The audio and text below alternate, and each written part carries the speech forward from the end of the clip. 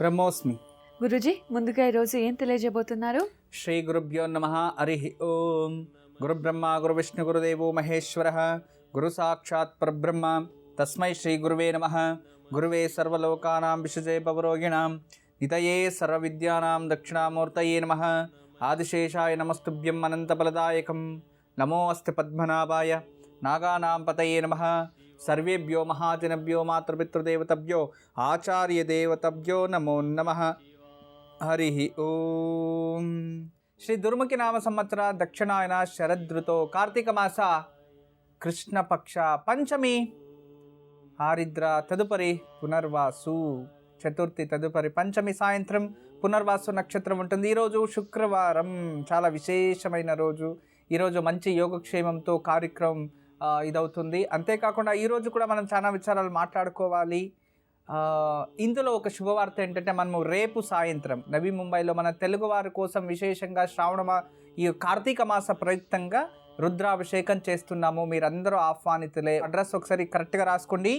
ఎన్ఎంఎంసి ground or maidan, MMC maidan, sector 20, Kopar కెరెన్,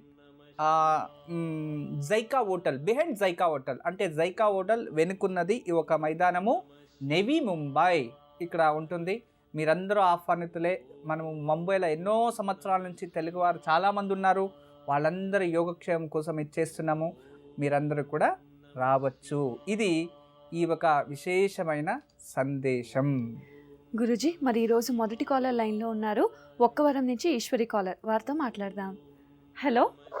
hello, నమస్కారం అండి ఈశ్వరి గారు. నమస్కారం అండి. నమస్కారం అండి. ఎవరి గురించి తెలుసుకోవాలనుకుంటున్నారు? నా గురించేనండి. తప్పకుండా అండి. మీ నక్షత్రం చెప్పండి. నా నక్షత్రం లేదండి. సుమారు ఎంత వయసు ఉండొచ్చు? 27 అండి. సరేనండి, మాట్లాడండి గురుజీతో. నమస్తే అమ్మా. నమస్కారం అండి గురూజీ గారు. నమస్తే తల్లి. అంటే మాకు సంతానం లేదండి. 10 సంవత్సరాలు అయ్యింది. 10 సంవత్సరాలు అయిందా? అన్ని మందులు అయ్యో అన్ని చేయించామండి. అయినా ఏం అవ్వలేదు. మా అక్కకు కూడా లేరండి. అక్కకు లేదు, మీకు లేదు. అవునండి. నాన్నకి ఎంతమంది సంతానం? నాన్నకు ముగ్గురు ఆడపిల్లలేనా? మా అన్నయ్యకి 2 బాబులు అండి. ఓ, ఒక అన్నయ్య, 2 ఆడపిల్లలు ఉన్నారు. అవునండి. సరే అమ్మా. ఇప్పుడు డాక్టర్లు ఏం చెప్పారు? అంటే నాకు థైరాయిడ్ వచ్చిందండి. సరే. షుగర్ కూడా వచ్చింది. ఏంటి? షుగర్. సరే. ఈ రెండుకి నీకు పిల్లలు ఎవరు అని నువ్వు IVF చేసుకోవాలని చెప్పారా? అవునండి.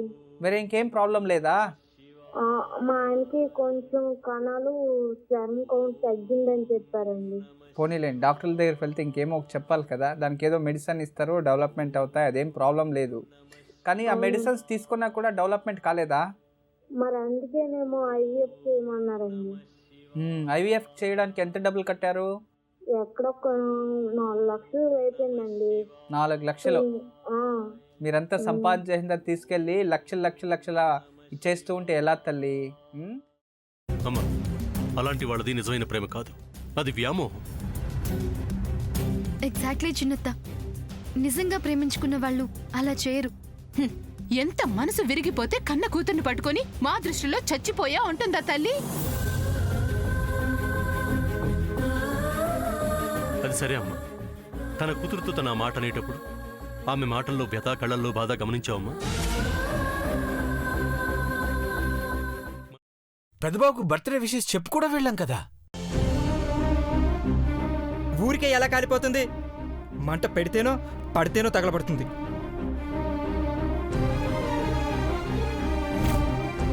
కరెక్ట్ చిన్నబాబు, నీకొచ్చినట్టే నాకు డౌట్ వచ్చింది. పార్వతే షర్టును తగలబెట్టిందనుకుంటా.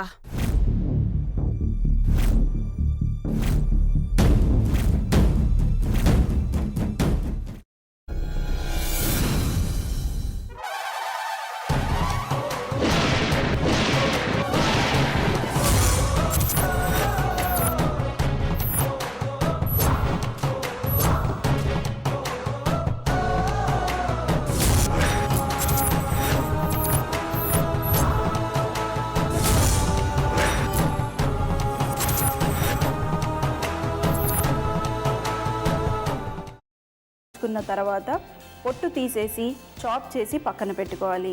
ఒక ప్యాన్లో కొద్దిగా నూనె వేడి చేసి అందులో ఆవాలు, మినప్పప్పు, శనగపప్పు, కరివేపాకు, సన్నగా తరిగి పెట్టుకున్న ఉల్లిపాయలు వేసుకుని 1 నిమిషం పాటు వేయించుకోవాలి. ఆ తర్వాత కాల్చి కట్ చేసి పెట్టుకున్న వంకాయని కూడా అందులో వేసుకుని బాగా మిక్స్ చేసి బౌల్లోకి ట్రాన్స్ఫర్ చేసుకుని అందులో తగినంత చిక్కటి పెరుగు లేదా పల్చటి పెరుగు వేసుకుని మిక్స్ చేసి అన్నంతో కానివ్వండి, చపాతీతో కానివ్వండి సర్వ్ చేసినా చాలా బాగుంటుంది.